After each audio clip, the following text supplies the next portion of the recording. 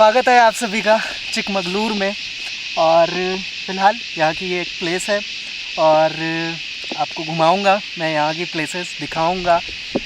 Monsoon में यहाँ पे आया हूँ मैं, बारिश हल्की हल्की अभी भी हो रही है और फ़िलहाल यहाँ से बोरिया बिस्तर अपना समेट के चलते हैं किसी और प्लेस पे और घूमते हैं चिकमगलूर।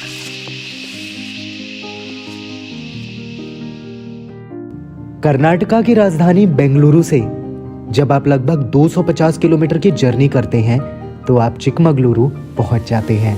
अब वैसे तो यहाँ पर रेलवे स्टेशन है लेकिन ट्रेन्स काफ़ी कम आती हैं, तो मैं बाई बस केवल 540 रुपए देकर बेंगलुरु से यहाँ आ गया। चिकमगलूर का ये रहा बस स्टैंड और मेन मार्केट में ही ये आपको मिल जाएगा। यहाँ पर आपको बेंगलुरु से रेगुलर बसेस मिल जाएंगी, मतलब हर आधे घंटे पर यहाँ से बसेस वगैरह चलती रहती हैं। और एक जो प्रॉब्लम आपको आएगी वो ये आएगी कि यहाँ पर जितनी भी बसेस में लिखा रहेगा ना कहाँ से कहाँ जा रही है, वो मतलब कन्नड़ में लिखा रहेगा, तो आपको वो समझने में थोड़ी सी प्रॉब्लम हो सकती है। तो इसके लिए इंक्वायरी काउंटर वगैरह है, आप देखोगे यहाँ पर भी वैसे ही कुछ है, तो आप इंक्वायरी काउंटर पर जाएं और वहाँ पर जाके प्रॉपर टाइमिंग वगैरह सारी पूछ सकते हैं। चिकमगलुरु में मेरी ये पहली जर्नी थी और यहाँ आकर पता चला कि इस जगह को लैंड ऑफ कॉफी के नाम से भी जाना जाता है, जिसकी स्टोरी भी बड़ी इंटरेस्टिंग है। जब आप कर्नाटका घूम रहे हो तो आपको कॉफ़ी के बागान ना दिखें, ऐसा हो नहीं सकता है। और कॉफ़ी की कहानी की शुरुआत तो चिकमगलूर से ही हुई थी। यहाँ पर फर्स्ट टाइम एक मतलब बुजुर्ग थे, वो अपनी दाढ़ियों में कॉफ़ी के बीज लाए थे और यहीं चिकमगलूर में बोए थे। मतलब कॉफ़ी का एक तरह से कह सकते हैं ना, जो उत्पादन भारत में शुरू हुआ था वो चिकमगलूर से हुआ था, ऐसी कहानी है। और ये आपके सामने पूरे कॉफ़ी के बागान दिखेंगे।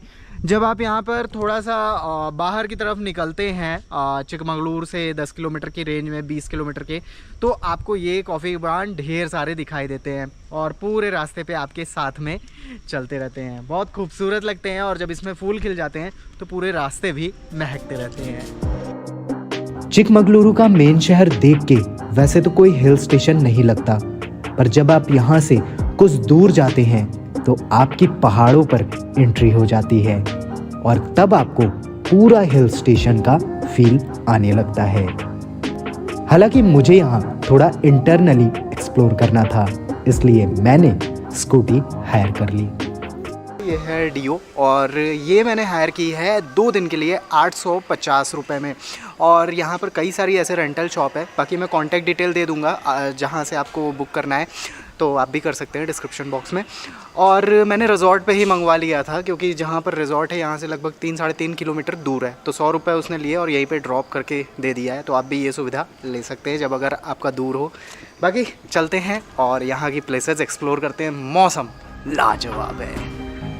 आज मेरे पास काफ़ी समय था तो मैंने यहाँ से 100 किलोमीटर दूर घाट के खूबसूरत रास्तों से होते हुए शिवमोगा सिटी तक जाने का प्लान किया, जहाँ से आगे एक बेहद खूबसूरत वाटरफॉल था, जोग वाटरफॉल के लिए, जिसके पूरे रास्ते बेहद खूबसूरत थे। और इन रास्तों पर मिलने वाले रसीले पाइनएप्पल आप ज़रूर ट्राई करना, जो कि यहीं पर उगते हैं और काफ़ी सस्ते भी मिलते हैं। लगभग 2.5 घंटे के सफ़र के बाद पहुंच चुका हूं मैं जोग फॉल्स पर। और ये पूरी पीछे पार्किंग का एरिया आपको दिख रहा होगा और सामने तो बिल्कुल फॉगी सा पीछे ये इधर आप देखो एकदम सीज़न दिख रहा है। चलते हैं वहाँ पर और देखते हैं फॉल कैसा दिखता है। जोग फॉल पर पहुँचते ही बस नज़र ठहर सी गई, क्योंकि 1-2 नहीं, यहाँ पर ढेरों वाटरफॉल्स थे जिन्हें बस एक टक देखने का मन कर रहा था, क्योंकि ऐसी खूबसूरती लाइफ में कभी कभी ही देखने को मिल पाती है। जोग वाटरफॉल्स पर आप सभी का स्वागत है। और यहाँ पर एक नहीं कई सारे वाटरफॉल हैं। एक तो यहाँ मेरे पीछे दिख रहा होगा, एक इधर साइड है जो आंखों से दिखेगा, कैमरे से नहीं, और बाकी यहाँ पर 3-4 वाटरफॉल है और उधर पीछे छुपा हुआ है जो ड्रोन से देखने को मिलेगा अभी आगे आपको। तो शिवमोगा से जब मैं निकला था तो लगा था 100 किलोमीटर वहाँ से 2-2.5 घंटे की जर्नी करने के बाद यहाँ पे पहुँचेंगे। पता नहीं कैसा होगा, नहीं होगा, डाउटफुल था, वर्थफुल होगा कि नहीं होगा। लेकिन जब यहाँ पर पहुँच गए और ये वाटरफॉल देखा तो पूरी तरह से ये पैसा वसूल आपके लिए रहेगा। और आँखों को बहुत सुकून देगा। कहते हैं कि यहाँ पर हमेशा ऐसा ही मौसम रहता है, बादल ऐसे ही तैरते रहते हैं। मानसून में थोड़ा ज़्यादा आपको कुछ इस तरह का दिखेगा, वाटरफॉल पूरे फ्लो में रहेगा। बाकी मौसम में कम ज़रूर हो जाएगा, लेकिन वाटरफॉल आपको ज़रूर दिखेगा।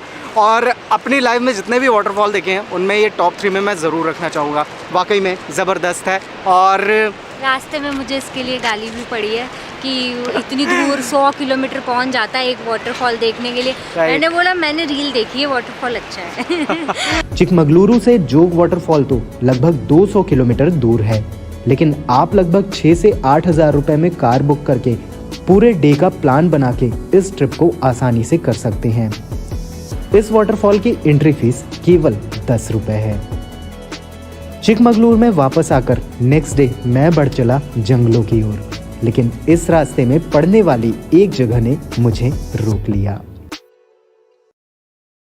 चिकमगलुरु में लोग कॉफ़ी पीने के लिए एक बहुत ही पॉपुलर सी जगह पे आते हैं, और वो है ये जगह। ये है सिरी नेचर रूस्ट, और यहाँ पर ये बड़ी सी जो स्टैचू है ना, यही अट्रैक्शन है यहाँ का। ये अगर देखोगे आप, पूरी जो कह सकते हैं जो लिबास है ना, वो यहाँ पर उगी हुई ग्रास का है। और जो नेकलेस भी देखोगे आप गले में, तो वो गमलों का है। और बहुत प्यारा सा यहाँ पर ये पूरा स्टैचू लग रही है। और यहाँ पे ये है दुकान, जहाँ पे अभी मैं जाऊँगा, कॉफ़ी पीऊँगा और देखेंगे कैसी लगती है कॉफ़ी।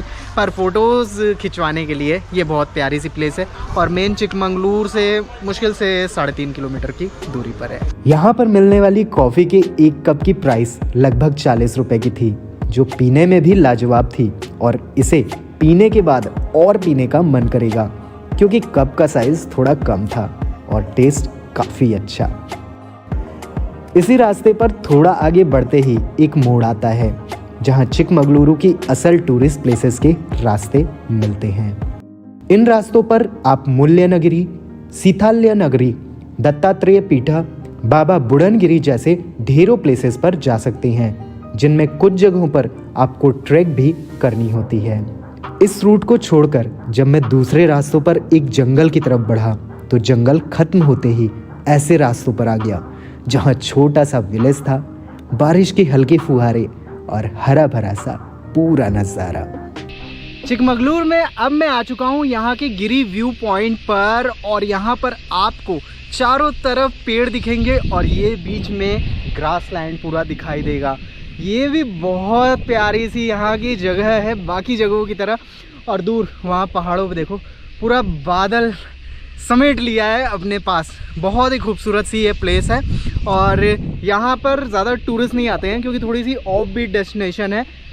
जो कॉफ़ी यहाँ का कॉफ़ी वाला जहाँ पे पीने गए थे, सिरी नाम आगे नहीं मालूम है, तो वहाँ से थोड़ा सा आगे ज़्यादा नहीं 2 किलोमीटर यहाँ पे आप पहुँच जाते हैं। ये शानदार सी जगह, यहाँ पे बैठो, एक मेरे हिसाब से तो मैट ले आनी चाहिए, बैठ के पिकनिक बनाऊँ, ऐसी कुछ जगह है ये। चिकमगलुरु घुमाते भी आप लोग? हाँ घुमाते हैं। कितना लगता है एक दिन का? एक दिन का पूरा घुमाने के? हाँ। वैसे कितना लेते हो आप लोग? पूरा बोले ना, घुमाने के ऊपर डिपेंड होता है। फिर भी मतलब वो एक दिन का? एक दिन का लग जाता है आपको 1,500 रुपया। 1,500 रुपये में। चिकमगलुरु का जो बस स्टैंड है, इसी के आसपास में आपको पूरी मार्केट मिल जाएगी, और जो होटल्स वगैरह भी लेने चाहिए आपको इस एरिया में लेने चाहिए। मतलब ये मेन मार्केट है। हालांकि रिजॉर्ट में मैं रुका हूँ, तो मेरा जो स्टे है वो यहाँ से कुछ दूरी पे लगभग 3 से 4 किलोमीटर दूर है, लेकिन यहाँ पर आपको सारी सुविधाएं, पूरी मार्केट इधर ही मिल जाएगी। चिकमगलुरु का महात्मा गांधी पार्क भी काफ़ी खूबसूरत है, जहाँ के गार्डन में ही वाटरफॉल और छोटी सी टॉय ट्रेन भी चलती है, और बच्चों के लिए भी यहाँ पर काफ़ी कुछ है। वहीं चिकमगलुरु के आसपास आपको कई सारे छोटे बड़े लेक्स भी देखने को मिल जाएंगे। चिकमगलुरु से लगभग 65 किलोमीटर दूर हेब्बे वाटरफॉल भी पड़ता है, जिसके रास्ते आपको किसी जन्नत से कम नहीं लगेंगे। हालांकि बारिश और खराब रास्तों की वजह से मैं वाटरफॉल तक तो नहीं पहुंच पाया, इसलिए आप भी चिकमगलुरु का प्लान बना रहे हैं तो सितंबर से मार्च के बीच का प्लान बना सकते हैं, जब यहाँ सभी प्लेसेस भी ओपन मिल जाएंगी और मौसम भी अच्छा मिलेगा। चिकमंगलूर में ये रहा मेरा स्टे। यहाँ पर अगर आप देखोगे काफ़ी स्पेशियस सा रूम है और अटैच्ड बालकनी है। इसमें बालकनी से बढ़िया सा व्यू दिखता है। बाकी आप जब रूम के बाहर निकलोगे तो वहाँ पे भी आपको बालकनी मिल जाती है, मतलब दोनों डोर पे आपको बालकनी एक्सेस कर सकते हो। तो ऐसा कुछ रूम है और एयर कंडीशन जनरली यहाँ पर होता है, क्योंकि जब यहाँ पर सीज़न होता है अप्रैल का या फिर जून वगैरह का, तो उस टाइम यहाँ पर गर्मी होती है। अदरवाइज़ तो यहाँ पर बढ़िया ठंडा मौसम होता है, हवा बढ़िया चलती रहती है और हरियाली देखने को मिलती है। तो यहाँ पर फ़िलहाल मैं आ चुका हूँ अपनी बालकनी में। ये है यहाँ का रंगी तरंगा रिजॉर्ट है। तो यहाँ पर आप आएँ, पूल वगैरह भी है, बढ़िया पूल एक्सेस भी आप कर सकते हैं और प्राइस वाइज भी काफ़ी जेन्यून है, मतलब 3 से 3,500 में आपको ब्रेकफास्ट के साथ यहाँ पर स्टे मिल जाता है। चिकमंगलुरु में घूमने के लिए आप अपने पास कम से कम 3 दिन ज़रूर रखें, क्योंकि यहाँ की प्लेसेस काफ़ी दूर दूर हैं। पहले दिन आप मुल्यनगिरी रूट पर निकल जाएं, जहाँ आपको बाबा बुढ़नगिरी, दत्तात्रेय पीक, मुल्यनगिरी पीक और ढेरों वाटरफॉल्स भी देखने को मिलते हैं और ट्रैक भी करना होता है। दूसरे दिन आप महात्मा गांधी पार्क, 1952 कॉफ़ी, गिरी व्यू पॉइंट, हेब्बे वाटरफॉल्स के लिए भी जा सकते हैं। वहीं तीसरे दिन आप जोग वाटरफॉल्स के पूरे डे की ट्रिप कर सकते हैं। हालांकि आप एक दिन 86 किलोमीटर दूर श्रृंगेरी टेम्पल के लिए भी चाहे तो रख सकते हैं। चिकमंगलूर में होटल आपको 1500 रुपीज़ में एवरेज कैटेगरी की मिल जाते हैं। वहीं खाने पीने पर 600 रुपये तक डेली खर्च हो सकता है। ट्रांसपोर्टेशन पर अगर जोग वाटरफॉल छोड़ दें और 2 लोग ऑटो से घूमें तो एक पर्सन पर 2,000 रुपये तक का खर्च आता है। मतलब लगभग 6,000 रुपये में आप चिकमंगलुरु घूम सकते हैं। लेकिन जोग वाटरफॉल और कुछ और प्लेसेस के साथ ये खर्च 10,000 तक भी हो सकता है। पर कर्नाटका की ये प्लेस आपके लिए एक नया और खूबसूरत एक्सपीरियंस ज़रूर हो सकती है। तो ऐसी ही खूबसूरत प्लेसेस के लिए चैनल को सब्सक्राइब और वीडियो को लाइक और शेयर करना ना भूलें।